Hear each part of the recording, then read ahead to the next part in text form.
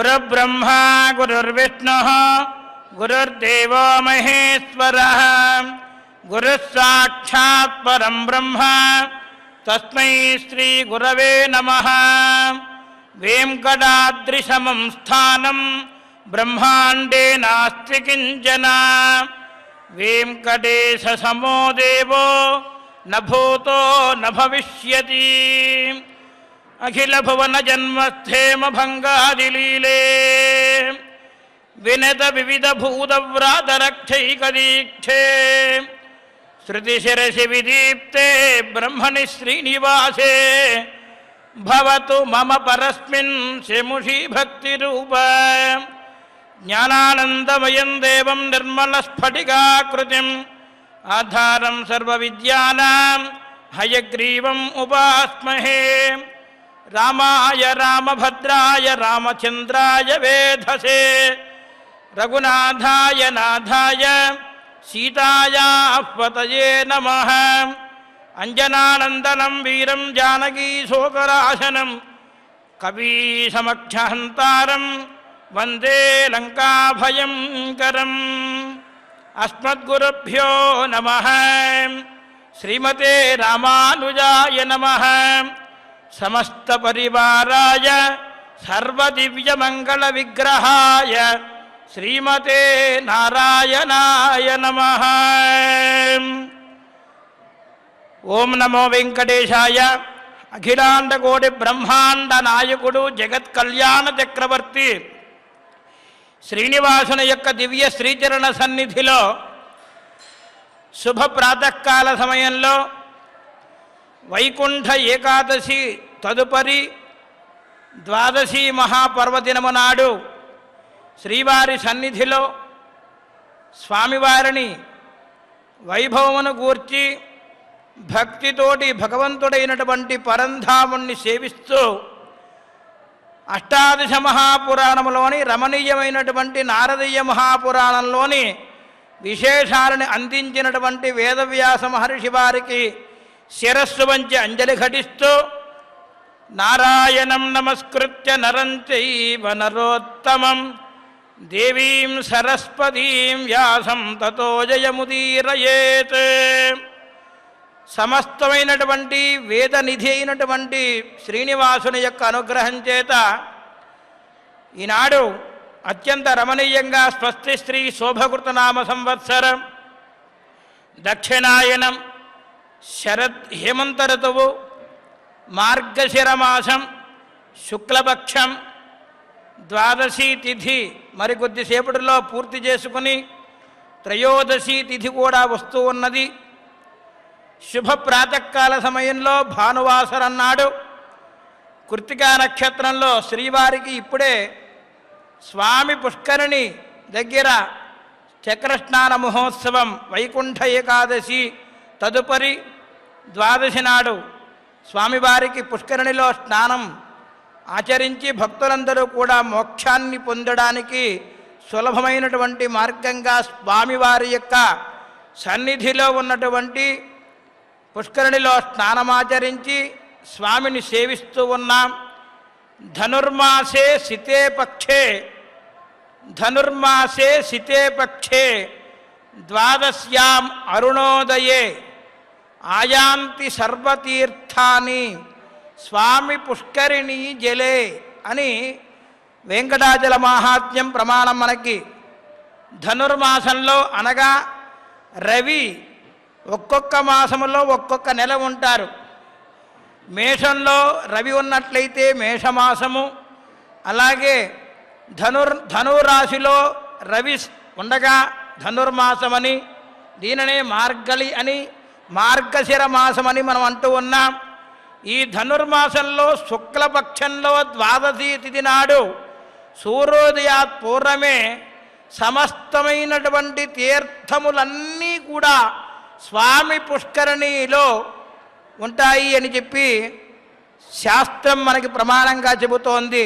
కాబట్టి సమస్తమైనటువంటి తీర్థములన్నీ కూడా గంగే యమునే చైవ గోదావరి సరస్వతి మొదలుగా గల నదీ జలములతో పాటుగా మనకి శ్రీవారి సన్నిధి సమీపంలో ఉన్నటువంటి పుష్కరిణిలో సమస్తమైనటువంటి తీర్థరాజములన్నీ కూడా వచ్చి చేరే శుభ సమయం కాబట్టి మనందరం కూడా చక్రస్నానం అయిన తరువాత ఆ స్వామివారి యొక్క తీర్థంలో స్నానం చేసి ఆ తీర్థాన్ని ఎవరైతే ముమ్మార్లు పానం చేస్తారో వారికి సమస్తమైనటువంటి దోషములన్నీ కూడా తొలగిపోతాయి అని చెప్పి శ్రీవారి యొక్క మహాపురాణంలో మనకి తెలుస్తూ ఉన్నది. కాబట్టి ఈ వైకుంఠ ఏకాదశి తదుపరి వచ్చినటువంటి ద్వాదశి నాడు చక్కగా మనందరం కూడా స్వామి పుష్కరుడిలో స్నానం ఆచరించి భగవద్వైభవాన్ని గూర్చి ఆ శ్రీమన్నారాయణుని యొక్క తత్వమును గూర్చి అనేక రకమైనటువంటి విషయాలన్నింటినీ కూడా మనం తెలుసుకొని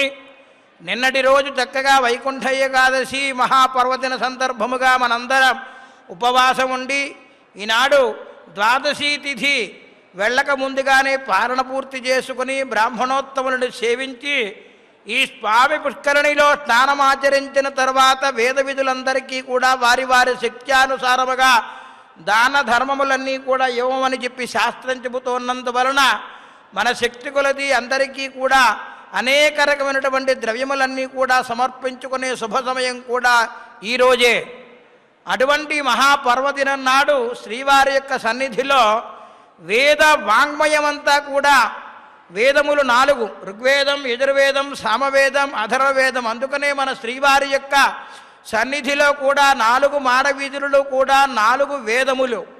వేదములే శిలలై వెలసినది ఈ కొండ, ఏదట పుణ్యరాశులే ఏరులైనది ఈ కొండ, గాదిలి బ్రహ్మాది లోకముల కొలను కొండ, శ్రీదేవుడుండేటి శేషాద్రి ఈ కొండ. కాబట్టి 4 వేదములు, వేదాంగములు, శాస్త్రముల యొక్క సారాన్నంతా కూడా మనకి అందించి అష్టాదశ మహాపురాణములోని ఒక్కొక్క విషయాన్ని గూర్చి పంచలక్షణములుగా మనకి పురాణంలోని విషయాలన్నీ కూడా శ్రవణం చేసే భాగ్యం శ్రీవారు మన నాదనీరాజన కళావేదిక నుండి మనకి ప్రసాదిస్తూ ఉన్నారు. స్వామివారి యొక్క అనుగ్రహం లేకపోతే మనం ఎట్టి పరిస్థితుల్లోని ఈ క్షేత్రంలో అడుగెడలేము. ఎందుకయ్యా అంటే స్వామి పదే పదే పరీక్ష చేస్తూ ఉంటాడు భక్తులందరినీ కూడా. వారికి ఎంత సామర్థ్యం ఉంది, ఓర్పు ఉంది, నన్ను సేవించడానికి వస్తున్నటువంటి వీరందరినీ కూడా పరీక్షించాలి అని చెప్పి కాస్త శ్రమను కూడా మనకి పెడుతూ ఉంటాడు. అయినప్పటికీ కూడా ఆ శ్రమనంతా కూడా ఓర్చుకొని ఒక్క పర్యాయం ఆ తిరువేంకటముడయాన్ శ్రీమన్నారాయణుణ్ణి ఒక్కసారి సేవించినట్లయితే ఆనంద నిలయంలో ఉన్నటువంటి పెరుమాళ్ళని ఆ సాలగ్రామమూర్తిని సేవించినట్లయితే మనలో ఉన్నటువంటి సమస్తమైనటువంటి పాపములన్నీ కూడా తొలగిపోతాయి అని చెప్పి మనకి భక్తులందరికీ కూడా విశ్వాసం. కాబట్టి తిరుమల క్షేత్రం మహాపవిత్రమైనటువంటి క్షేత్రం. వెంకటాద్రి సమంస్థానం బ్రహ్మాండే నాస్తి కించన వెంకటేశ సమోదేవో నభూతో నభవిష్యతి అని. వెంకటాచలమునకు మించినటువంటి క్షేత్రం వేరే క్షేత్రం లేదు. స్వామివారి యొక్క సన్నిధిలో మనందరం కూడా ఉన్నామంటే ఎంతో మహద్భాగ్యం. ఇక మన నారదీయ మహాపురాణంలోని విశేషాలను తెలుసుకోవడం కోసం ఉపక్రమిద్దాం. నిన్నటి రోజు శకర చక్రవర్తి యొక్క కుమారులైనటువంటి వారందరూ కూడా అనేక రకమైనటువంటి భగవద్ అనుగ్రహం లేకపోవడం చేత బ్రాహ్మణోత్తములని దేవతలందరినీ కూడా హింసిస్తూ ఉండగా వారందరూ కూడా చాలా బాధపడ్డారు. రంభాది సమస్తమైనటువంటి అప్సరసలందరినీ కూడా స్వర్గలోకంలోంచి తీసుకుని వచ్చి వారందరినీ కూడా ఇబ్బంది పెడుతున్నారు. బ్రాహ్మణోత్తములు, వేద విధులు, మహర్షులు చేస్తున్నటువంటి తపస్సునంతా కూడా విఘ్నం చేస్తూ నా అంతటి వారు లేరు అన్నటువంటి గర్వంతో ఉన్నటువంటి వారందరి యొక్క విషయములన్నిటినీ కూడా తెలుసుకుని బాధపడి దేవతా గణమంతా కూడా, ఇంద్రాది గణమంతా కూడా కపిల మహర్షి వద్దకు వెళ్ళి పాతాళ లోకంలో ఉన్నటువంటి మహర్షిని సేవించారు. ఆ మహర్షిని సేవించి ఆ కపిల మహర్షి వారి యొక్క అనుగ్రహం చేత స్వామి మాకు ఈ రకంగా ఇబ్బంది కలుగుతోంది అని చెప్పిన వెంటనే మహర్షి దానికి విని ఏమీ దిగులు పడకండి, బాధపడకండి, భగవంతుడున్నాడు, త్వరలో వారందరూ కూడా నశిస్తారు అని చెప్పి సాక్షాత్తు కపిల మహర్షి చెప్పిన వెంటనే వారందరూ కూడా ఊరడిల్లి వెంటనే తిరిగి మరలా ఆ రాజ్యానికి వచ్చేశారు. తిరిగి మరలా అందరూ కూడా దేవలోకంలోకి వచ్చేశారు. దేవలోకంలోకి వచ్చిన తర్వాత ఇక్కడ పరిస్థితి ఎలాగుందయ్యా అంటే, అత్ర అంతరేతు సగరో వసిష్ఠాద్యైర్మహర్షిభిః ఆరేభే హయమేధాఖ్యం యజ్ఞం కర్తం అనుత్తమం తద్యజ్ఞే యోజితం సప్తిం అపహృత్య సురేశ్వరః పాతాళే స్థాపయామాస కపిలో యత్ర తిష్ఠతి గూఢ విగ్రహ శక్రేణ హృతమస్పంతు సాగరాః అన్వేష్టం బభ్రముర్లోకాన్ భూరాదీం సువిస్మితాః. ఇక్కడ సగర చక్రవర్తి ఏం చేస్తున్నాడయ్యా అంటే, వశిష్ఠాది మహర్షులందరినీ కూడా ఆహ్వానించి వారందరి యొక్క అనుగ్రహం చేత అశ్వమేధ యాగాన్ని చెయ్యాలి అని సంకల్పం చేసుకుని ఆ యొక్క యాగాన్ని ప్రారంభించారు. ఆ యాగం ఏర్పరిచిన తర్వాత ఆ అశ్వమేధ యాగం చెయ్యాలి అని అంటే యజ్ఞం చేస్తూ ఒక అశ్వాన్ని వదిలిపెట్టాలి. ఆ యుద్ధంలో ఏర్పరిచినటువంటి యాగాశ్వము అంటారు దానిని. ఆ యాగాశ్వం ఏం జరిగిందయ్యా అంటే, అలా వెళుతూ వెళుతూ యాగాశ్వం వెళుతూ ఉండగా ఇంద్రుడు వారు దానిని అపహరించారు. అపహరించి పాతాళ లోకంలో కపిల మహర్షి ఉన్నటువంటి ప్రాంతంలో అక్కడ దానిని రహస్యంగా ఉంచారు. ఈ రహస్య రూపంతో ఉన్నటువంటి ఇంద్రుడు అపహరించినటువంటి అశ్వాన్ని వెతకడం కోసం ఈ శకర చక్రవర్తి యొక్క కుమారులందరూ కూడా బయలుదేరారు. బయలుదేరి అశ్వాన్ని వెతుక్కుంటూ వెళ్ళాలి. అశ్వం ఎక్కడైతే కట్టబడి ఉంటుందో అక్కడ వారితో యుద్ధం చేసి జయించి తిరిగి మరలా అశ్వాన్ని తీసుకురావాలి. అది అశ్వమేధ యాగంలో ఉన్నటువంటి లక్షణం. ఇంద్రుడు కాస్త దానిని ఏం చేశాడయ్యా అంటే, అపహరించి పాతాళ లోకంలో ముందుగానే కపిల మహర్షి ప్రార్థన చేశారు కదా దేవతలందరూ కూడా. కపిల మహర్షిని ఎప్పుడైతే ప్రార్థన చేశారో, మీరు ఏమీ దిగులు పడకండి, త్వరలో వారందరూ కూడా పడకుండా మిమ్మల్ని ఇబ్బంది పెట్టకుండా నేను చూసుకుంటాను అని చెప్పి ఎప్పుడైతే మహర్షి వారు చెప్పారో, ఇక్కడ అదే సమయంలో అశ్వమేధ యాగాన్ని చేయడానికి సంకల్పించి ఆ అశ్వాన్ని వదిలిపెట్టిన తర్వాత దానిని ఇంద్రుడు కాస్త అపహరించి కపిల మహర్షి వారు ఉన్నటువంటి పాతాళ లోకంలో రహస్యంగా దాచివేశాడు. ఈ విషయాన్నంతా కూడా అశ్వం కోసం వెతుక్కుంటూ సగరపుత్రులందరూ కూడా బయలుదేరారు. బయలుదేరి తిదకు ఆ అశ్వము పాతాళ లోకంలో ఉంది అని నిశ్చయించుకున్నారు. నిశ్చయించుకుని అక్కడికి వెళ్ళడం కోసం ఒక్కొక్కరు కూడా ఒక్కొక్క యోజన ప్రాంతంలో బయలుదేరి భూమినంతా కూడా తవ్వుతూ ఉన్నారట పాతాళ లోకం వరకు. వారు ఉన్నటువంటి ఆ యొక్క లోకంలో రాజ్యం నుండి పాతాళ లోకంలో ఉంది అశ్వమని తెలుసుకుని ఆ పాతాళ లోకంలోకి వెళ్ళడం కోసం నిశ్చయించుకుని ఆ భూమినంతా కూడా తవ్వుతూ ఉన్నారు. ఆ తవ్వినటువంటి మట్టిని తీసుకొని తిరిగి మరలా సముద్ర ప్రాంతంలో తీరంలో అంతా కూడా చల్లేస్తూ ఉన్నారు ఈ శకర చక్రవర్తి యొక్క కుమారులు.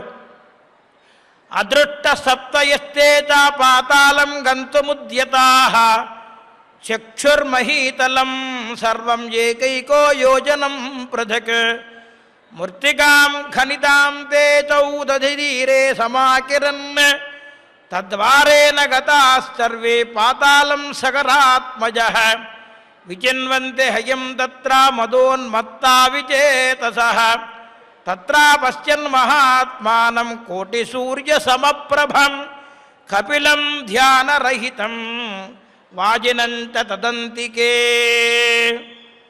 ఆ మార్గంలో పాతాళ లోకంలోకి వెళ్ళడం కోసం నిశ్చయం చేసుకుని భూమిని దున్నుతూ ఆ పైనటువంటి మట్టినంతా కూడా సముద్ర తీరంలో వేస్తూ ఆ సగరపుత్రులందరూ కూడా ప్రయత్నించి తుదకు అందరూ కూడా పాతాళ లోకంలోకి వెళ్ళారట.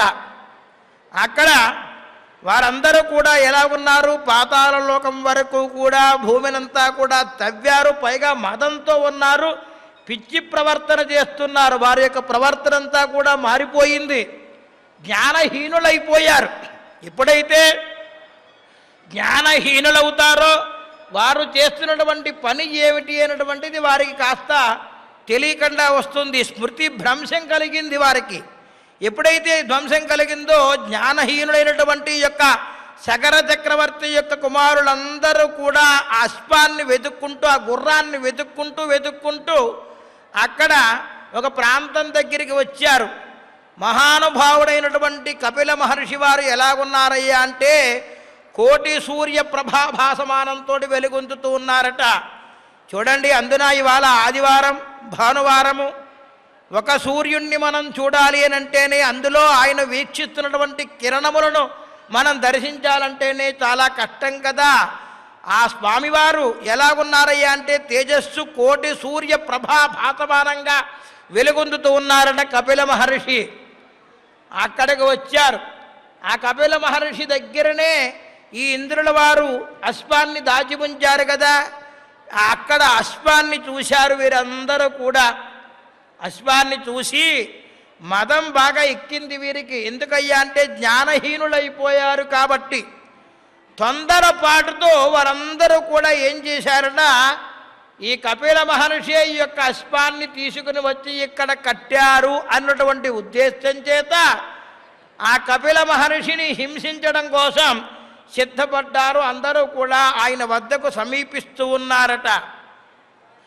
తతసర్వేదు సంరబ్ధా మునిం దృష్ట్వా అతివేగితాః అంతముత్యుక్త మనసః విద్రవంతస్తమయాదన్ హన్యతాం హన్యతామేష వధ్యతామయం గృహ్యతామాసు ఇత్యూజుస్తే పరస్పరం వృతాస్త్వం సాధుభావేన భగధ్యాన తత్పరం సంధి జాహో ఖలాలోకే కుర్వంత్యాడంబరం మహత్. ఇంతలో వారందరూ కూడా జ్ఞానహీనులై ఉన్నారు కాబట్టి అక్కడ ఉన్నటువంటి మహానుభావుడు కపిల మహర్షి అనేటువంటిది విషయం గుర్తించలేకపోయారు వారు. సగర చక్రవర్తి యొక్క కుమారుడు. పైగా వారందరూ కూడా అనుకుంటున్నారట, సోదరులందరూ కూడా, ఇతన్ని కొట్టండి, శిక్షించండి, గట్టిగా పట్టుకోండి, అవసరమైతే ఈయనని వధిద్దాం అని చెప్పి పరుషమైనటువంటి వాక్యములన్నీ కూడా వారు మాట్లాడుతూ ఉన్నారట. అశ్వాన్ని అపహరించినటువంటి సాధువా, నువ్వు కొంగవలే జపం చేస్తున్నావేమిటయ్యా అంటూ మరింత మదంతో గర్వంతో ధ్యానంలో ఉన్నటువంటి యొక్క మహర్షిని గూర్చి మాట్లాడుతూ ఉన్నారట. ఎందుకయ్యా అంటే వీరికి దుర్జనత్వం ఏర్పడింది, జ్ఞానహీనులైపోయారు కాబట్టి. దుర్జనత్వం ఎప్పుడైతే ఏర్పడిందో వారు కపటంతో ఏమి మాట్లాడుతున్నారో తెలియకుండా మాట్లాడుతూ ఉన్నారు వారందరూ కూడా.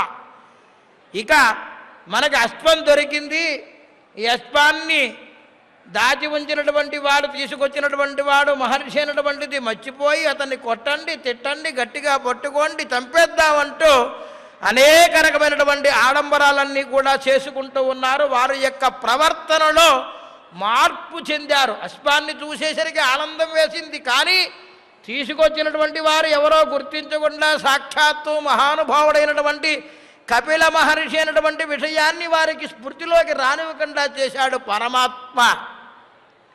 ఇత్యుత్తరంతో జహుసో కపిలంతే మునీశ్వరం సమస్తేంద్రియ సందోహం నియమ్యాత్మానమాత్మని అస్థితః కపిలస్తేషాం తత్కర్మ జ్ఞాతవాన్ నహి ఆసన్న మృత్యువస్థేతు వివిష్టమతయో మునిం పద్భిస్సంతాపయామాసు బాహుంచ జగృహుః పరే తతస్తస్య సమాధిస్తూ సమునిర్విస్మితస్తదా ఉవాచ భావగంభీరం లోకోపద్రవకారిణః. ఈ ప్రకారంగా పలుకుతూ ఉన్నటువంటి వారందరూ కూడా కపిల మహర్షిని పరిహసిస్తూ ఉన్నారు. ఎప్పుడైతే పరిహసిస్తూ ఉన్నారో ఇంద్రియములన్నీ కూడా మనస్సులో ఆత్మలో ఆయన జాగ్రత్తగా సమాధిలో ఉండి అన్నీ జయించినటువంటి వాడు కాబట్టి ఆ కపిల మహర్షి చేస్తున్నటువంటి ధ్యానంలో ఉన్నటువంటి మహానుభావుణ్ణి వారు గుర్తించలేకపోయారు. వారు చేస్తున్నటువంటి ప్రయత్నములన్నీ కూడా విఘ్నమైపోతూ ఉన్నాయి. సాధారణంగా ఒక పరాక్రమవంతుడి దగ్గరికి వచ్చి చూసినట్లయితే వారిని హింసించాలంటేనే చాలా కష్టసాధ్యం కదా. అందులోనూ కపిల మహర్షి మహానుభావుడు, ఆయన ధ్యానంలో ఉన్నారు. భగవంతుని పట్ల ఎల్లప్పుడూ కూడా విశ్వాసంతో ఉంటూ ఇంద్రియ నిగ్రహములన్నీ కూడా కలిగినటువంటి మహర్షి కాబట్టి వారిపై వీరు చేస్తున్నటువంటి వికృతి చేష్టలు ఏం పనికి వస్తాయి చెప్పండి? ఏమీ లేదు. పైగా వారికి బుద్ధి నశించిపోయింది.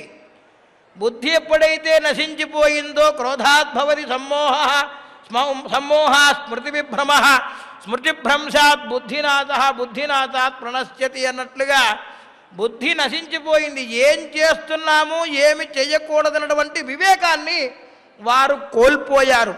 ఎప్పుడైతే వివేకాన్ని కోల్పోయి బుద్ధి నశించిందో తద్వారా ఏమి సంప్రాప్తమవుతుంది? వెంటనే మృత్యువు ఆసన్నమవుతుంది. ఆ సగర చక్రవర్తి యొక్క కుమారులందరూ కూడా కపిల మహర్షి వారిని నానారకములుగాను హింసిస్తున్నారట. తుదకు వారు చేస్తున్నటువంటి కృత్యములు ఏమిటయ్యా అంటే పాదముల చేత తన్నుతూ ఉన్నారు. చూడండి, ఆయన చేతులు గట్టిగా పట్టుకుంటున్నారు, హింసిస్తున్నారు, లేపుతున్నారు. వెంటనే ఈ రకంగా వికృత చేష్టలన్నీ చేస్తున్నటువంటి యొక్క సగర చక్రవర్తులు కుమారులు ఈ ప్రకారంగా ప్రవర్తిస్తూ ఉంటే సమాధి నుండి ఒక్కసారి కపిల మహర్షి వారు పైకి లేచి ఆశ్చర్యంతో ఏమిటి ఈ లోకం ఉపద్రవం జరుగుతోంది అని చెప్పి సగర యొక్క చక్రవర్తి యొక్క కుమారుని చూసి గంభీర భావంతో ఈ ప్రకారంగా పలుకుతూ ఉన్నారట సాక్షాత్తు కపిల మహర్షి. ఐశ్వర్య మదమత్తానాం క్షుధిదీనాంచ కామినాం అహంకార విమూఢానాం వివేకో నైవ జాయతే నిధేరాధారమాత్రేణ మహీజ్వలతి సర్వదా తదేవ మానవా భుక్త్వా జ్వలంతి ఇంతి కిమద్భుతం కిమత్ర చిత్రం సుజనం భాదంతే ఇది దుర్జనాఘ మహీర్హంశ్చానుదటే పాతయంతి నదీరయాఘ. ఐశ్వర్యమైనటువంటి మదం చేత కొట్టుమిట్టాడుతున్నటువంటి యొక్క వారికి ఎలా ఉంటారో చూడండి. మదించినటువంటి ఏనుగు ఎలాగుంటుంది? తన యొక్క గంభీరత్వాన్ని ప్రసాదిస్తుంది పరాక్రమం చేయవలసి వచ్చినప్పుడు. కానీ వీరు ఐశ్వర్యమైనటువంటి మదం చేత కొట్టుకుంటూ ఉన్నారు. పైగా ఆకలిగా ఉన్నటువంటి వారికి కానీ, అహంకారంతో ఉన్నటువంటి వారికి కానీ, కోరికతో ఉన్నటువంటి వారికి కానీ వివేకంతో వారు మూఢులై వివేకాన్ని కోల్పోతారు కదా. ఏమిటి వీటన్నిటికీ కూడా ఆధారము అని చెప్పి ఒక్కసారి ఆశ్చర్యపోతూ ఉన్నారు. ఎందుకంటే వారికి మహానుభావులెవరు, పండితులెవరు, పామరులెవరు అన్నటువంటి విచక్షణ జ్ఞానం కోల్పోతుంది కదా. ఎందుకయ్యా అంటే నదీ వేగం, నది బాగా ప్రవహిస్తూ ఉందనుకోండి, ఆ దగ్గర ఉన్నటువంటి చెట్లన్నీ కూడా అక్కడ ఉంటాయా? ఉండవు కదా, అవి పడిపోతూ ఉంటాయి కదా. ఎప్పుడైతే మహా ప్రవాహంగా నది వస్తూ ఉందో అక్కడ ఉన్నటువంటి చెట్లన్నీ కూడా తద్వారా అవి ఆ యొక్క వేగానికి అవి కొట్టుకుపోతూ ఉంటాయి, సహజమే. అలాగే ఈ ఐశ్వర్యం అనేటువంటిది ఉంది. ఐశ్వర్యం కానీ, యవ్వనం కానీ, తెలివి కానీ ఉన్న చోట దారిద్ర్యము, వార్ధక్యము, మూర్ఖత్వం కూడా వెంటనే ఉంటూ ఉంటాయట. ఐశ్వర్యం ఉంది, ఆ ఐశ్వర్యంతో ఏం చెయ్యాలి? తను సంసారంలో చక్కగా జీవనయానం చేస్తూ భగవంతుడు సంగినటువంటి జన్మని సార్థకత చేసుకుంటూ 10 మందికి ఉపయోగకరంగా ఉంటూ తను చేతనైతే ఉపకారం చేస్తూ తను చేతనైతే దాన ధర్మములు చేస్తూ సత్ప్రవర్తన కలిగి ఉండడం ఐశ్వర్యవంతుల యొక్క లక్షణం. కానీ ఐశ్వర్యం ఉంది కదా అని చెప్పి మదం చేత గర్వం చేత అందరినీ కూడా ఇబ్బంది పెడితే తద్వారా వచ్చినటువంటిది ఇక దుఃఖమే కదా ఏర్పడుతుంది అని చెప్పి బాధపడుతూ ఉన్నాడు. పాపం ఆశ్చర్యంగా చూస్తూ ఉన్నారు. ఎత్ర స్త్రీర్యౌవనం వాపి శారదా వాపి తిష్టతి తత్రాశైర్వర్ధతా నిత్యం మూర్ఖం త్వం జాభిజాయతే అహో కనకమాహాత్మ్యమాఖ్యాతం కేన శక్యతే నామసామ్యాదహో చిత్రం దత్తూరేపి యదప్రదః భవేద్యది ఖలస్య స్త్రీ శైవలోక వినాశిని యథా సఖాగ్నేఘే పవనః పన్నకస్య యథా విషం.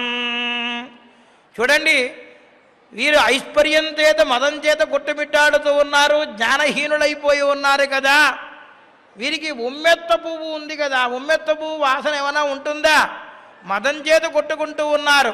అలాగే అగ్నికి వాయువు తోడైనట్లుగా ఉంది వీరి యొక్క ప్రవర్తన చూస్తూ ఉంటే.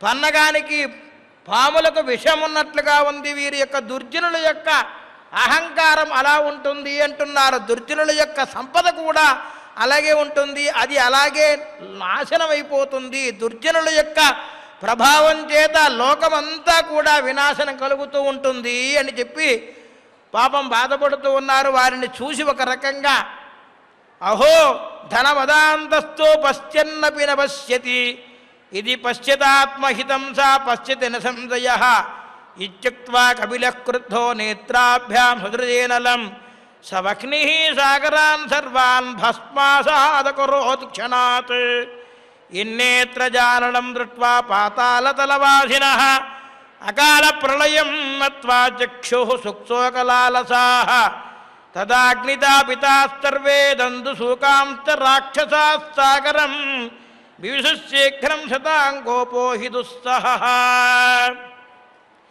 ఇక ఎప్పుడైతే వీరందరూ కూడా ధనవదము ఉన్నటువంటి వారి వల్లే ప్రవర్తిస్తూ గుడ్డివారిగా ఉన్నారు. ఆఖరికి చూడండి వారి ప్రవర్తన ఎలా ఉందంటే, నేత్రములన్నటువంటి వారికి కాస్త అజ్ఞానం అనేటువంటిది కమ్ముకుపోయి అజ్ఞానమైనటువంటి దానితోటి వారు తుదకు గుడ్డివారిగా ప్రవర్తిస్తూ ఉన్నారట. ఆత్మజ్ఞానం కలిగినటువంటి వారు ఎవరు అన్నటువంటిది వారు చూడలేకుండా ఉన్నారు. ఈ విషయాన్నంతా కూడా చూశారు కపిల మహర్షి. వెంటనే ఆయనకి కాస్త క్రోధం వచ్చింది. వచ్చి ఆయన యొక్క కనుల వెంట అగ్నిని సృజించారట. ఎప్పుడైతే అగ్నిని సృజించారో ఆ అగ్ని యొక్క ప్రభావం చేత సకల పుత్రులందరూ కూడా క్షణమాత్రంలోనే భస్మం అయిపోయారు.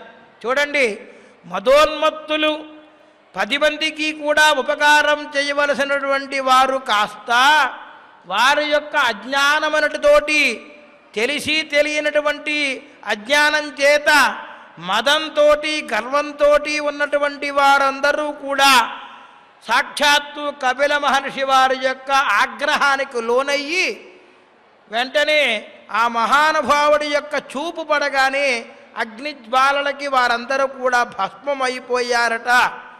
ఆ కపిల మహర్షి వారి యొక్క నేత్రం నుండి వెళ్ళినటువంటి అగ్ని చూసి పాతాళంలో నివసిస్తున్న వారందరూ కూడా ఏమిటి అకాల ప్రళయం ఏర్పడిందా అని చెప్పి శోకంతో అందరూ కూడా ఆక్రోశిస్తూ ఉన్నారట. అంటే సాధువులని సత్పురుషులని ఎట్టి పరిస్థితిలోనూ కూడా వారి జోలికి వెళ్ళకూడదు, వారు ధ్యానం చేస్తూ ఉంటారు కదా. ఆ మహర్షి కోపం కలిగిన వెంటనే ఎప్పుడైతే ఈ ప్రకారంగా జరిగిందో పాతాళలోకంలో ఉన్నటువంటి వారందరూ కూడా ఏమిటి అకాలంగా ఈ సమయంలో ప్రళయం ఏర్పడింది, దీనికి కారణం ఏమిటి అని చెప్పి వారందరూ కూడా బాధపడుతూ ఉంటే కపిల మహర్షి వారి యొక్క నేత్రంలో ఉన్నటువంటి అగ్ని కాస్త తప్పించిపోయినటువంటి రాక్షసులు సర్పములు అందరూ కూడా సముద్రం దగ్గరికి ప్రవేశించేశారట. వెంటనే ఎందుకయ్యా అంటే సత్పురుషులకి కోపం తెప్పించకూడదు. సత్పురుషులకి కోపం వస్తే అది ఎంతైనా ఇబ్బంది కలుగుతుంది కదా. కాబట్టి సత్పురుషులని ఇబ్బంది పెట్టకుండా భగవంతుడైనటువంటి శ్రీమన్నారాయణుడు మనకి వసంగినటువంటి జన్మని సార్థకత చేసుకోవాలి అని చెప్పి ఈ వృత్తాంతం ద్వారా మనకి తెలుస్తోంది. మనం చేతనైతే మనకి 10 మందికి ఉపకారం చెయ్యాలి. సరికదా ఉపకారం చేయడం కుదరలేదండి అంటే అపకారం చేయకుండా ఉండడమే పెద్ద ఉపకారం. ఏమిటయ్యా నువ్వు చేయవలసిన పని అంటే ఎవరిని కూడా పరుషమైనటువంటి మాటల చేత కూడా మనసా వాచా కర్మణ ఎప్పుడూ కూడా ఎవరిని కూడా ఇబ్బంది పెట్టకుండా వారికి మనస్సుకి గాయపరచకుండా ఉండడమే పెద్ద సేవ. వారు చేసినటువంటి సహాయం అవుతుంది. ఏ ప్రకారంలోనూ ఎట్టి పరిస్థితుల్లోనూ ఎవరిని కూడా తక్కువ అంచనా వేసి మాట్లాడటం కానీ పరుషమైనటువంటి వాక్యములు మాట్లాడటం కానీ ఎవరైతే చేస్తారో వారందరికీ ఇది ఒక గుణపాఠంగా మనకి తెలుసుకోవాలి అని చెప్పి మనకి నారదీయ మహాపురాణంలోని గంగా మహాత్మ్యంలోని విశేషములలో ప్రధానంగా చెబుతూ ఉన్నారు. ఎందుకయ్యా అంటే సత్పురుషులు ఎక్కడ ఎలా ఉంటారో తెలియదు, ధ్యానం చేస్తూ ఉంటారు. లోకం కోసం, లోకక్షేమం కోసం మాత్రమే వారు ఉంటారు. అటువంటి మహానుభావులను ఇబ్బంది పెడితే వారి యొక్క క్రోధానికి కనుక మనం లోనట్లయితే ఎంత ఇబ్బంది పడతారో చూడండి. కాబట్టి మనం కూడా భగవంతుడైనటువంటి శ్రీమన్నారాయణుడు మనకిచ్చినటువంటి ఈ మానవ జన్మ చాలా ఉత్కృష్టమైనటువంటి జన్మ కాబట్టి భగవంతుని సేవలో ప్రతినిత్యము కూడా స్వామి చెడు మాట్లాడకుండా, చెడు చూడకుండా, చెడు వినకుండా ఉండేటట్లుగా మమ్మల్ని అనుగ్రహించవయ్యా అంటూ పదే పదే ఆ పరంధాముని మనం ధ్యానం చేస్తూ ఉండాలి. ఎందుకయ్యా అంటే ఈ భగవంతుడిచ్చినటువంటి జన్మని సార్థకత చేసుకోవాలంటే భగవన్నామ సంకీర్తనం ఒక్కటే, భగవద్గాథలను వినడమే మనం చేస్తున్నటువంటి పూర్వజన్మ సుకృతం. ఎంతో సుకృతం ఉంటే కానీ ఈ యొక్క రామాయణ, భారత, భాగవత, ఇతిహాస, వేద ప్రబంధాది విషయములు కానీ పురాణములలో ఉన్నటువంటి విషయాలని కానీ మనం శ్రవణం చేసే భాగ్యం మనకి కలుగుతుంది. చెప్పండి. కాబట్టి పరమాత్మ ఇచ్చినటువంటి జన్మని సార్థకత చేసుకోసం ఈ యొక్క జన్మలో మనం చేయవలసిన పని ముఖ్యంగా అహింస, ఎవరిని కూడా ఇబ్బంది పెట్టకుండా ధర్మ తత్పరులై 10 మందికి సేవ చేస్తూ మానవ సేవయే మాధవ సేవగా భావిస్తూ పరమాత్మ యొక్క అనుగ్రహం ప్రతి మందిరు అందరూ కూడా ఆ శ్రీనివాసుని యొక్క దయ వలన పొందాలి అని చెప్పి ఈ శుభ వైకుంఠ ఏకాదశి పర్వదిన తర్వాత వచ్చినటువంటి శుభ ద్వాదశి నాడు మనందరం కూడా చక్కగా భక్తి అయినటువంటి దానితోటి ఆ యొక్క స్వామి పుష్కరణలో స్నానం ఆచరించాము.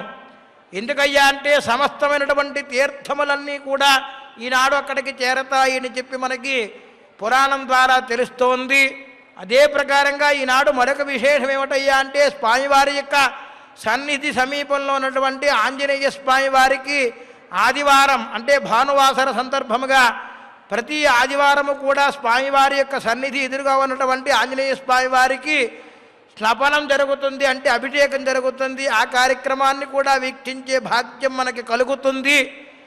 ఏది ఎలా ఉన్నా, ఎక్కడ ఉన్నా, మనం ఎట్టి పరిస్థితుల్లో ఉన్నా, సర్వకాల సర్వావస్థల యందును కూడా మనసా వాచ కర్మణ ఆ పరమాత్మ అయినటువంటి శ్రీమన్నారాయణుని సేవించుకునే భాగ్యం అందరికీ కూడా పొందాలి, కలగాలి అని చెప్పి స్వామివారిని పదే పదే శిరస్సు వంచి పాదావందనం చేస్తూ ఏడుకొండలవాడ వెంకటరమణ గోవింద, అనాథ రక్షక ఆపద్బాంధవ గోవింద, వడ్డికాసులవాడ వెంకటరమణ గోవింద, గోవింద గోవింద గోవింద అని మనం గొంతెత్తి పిలిస్తే పలికేడు దైవం కొంగు బంగారం మన శ్రీనివాసుడు. కాబట్టి మరొక్కసారి ఏడుకొండలవాడ వెంకటరమణ గోవింద.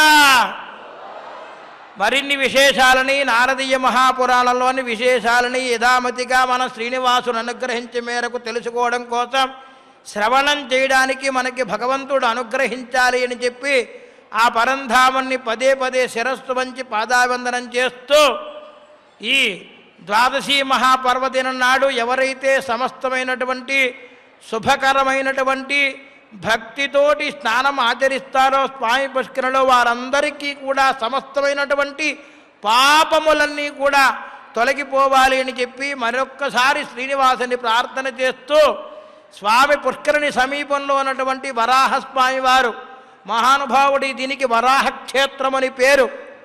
ఖురమధ్యగతో యస్య మేరు కనకనాయతే నమస్తస్మై వరాహాయ లీలయోద్ధరతే మహీం. ఖురమధ్యగతో యస్య మేరు కనకనాయతే. వరాహక్షేత్రం శ్రీనివాసుని యొక్క సన్నిధిలో అందరూ కూడా హాయిగా ఆనందంగా భగవంతుడిచ్చినటువంటి జన్మని సార్థకత చేసుకుంటూ శ్రీనివాసుని అనుగ్రహం పొందాలని చెప్పి శ్రీనివాసుని పదే పదే శిరస్సు వంచి అంజలి ఘటించి ప్రార్థన చేస్తూ ఈ భాగ్యాన్ని ప్రసాదించినందుకు స్వామివారికి మనం సేవ చేసుకుంటూ స్మరణ చేసుకుందాం. శ్రియకాంతాయ కళ్యాణ నిధయే నిధయేర్థినాం శ్రీవేంకట నివాసాయ శ్రీనివాసాయ మంగళం. శ్రీవైకుంఠ విరక్తాయ స్వామి పుష్కరిణీతటే రమయా రమమానాయ వెంకటేశాయ మంగళం.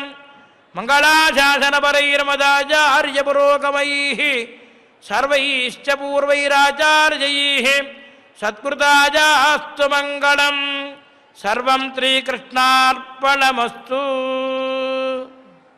సెరెనిటీ మోడల్ హై స్కూల్ విద్యార్థులకు అమ్మఒడి, సామాన్యులకు అందుబాటులో ఉన్న బడి సెరెనిటీ.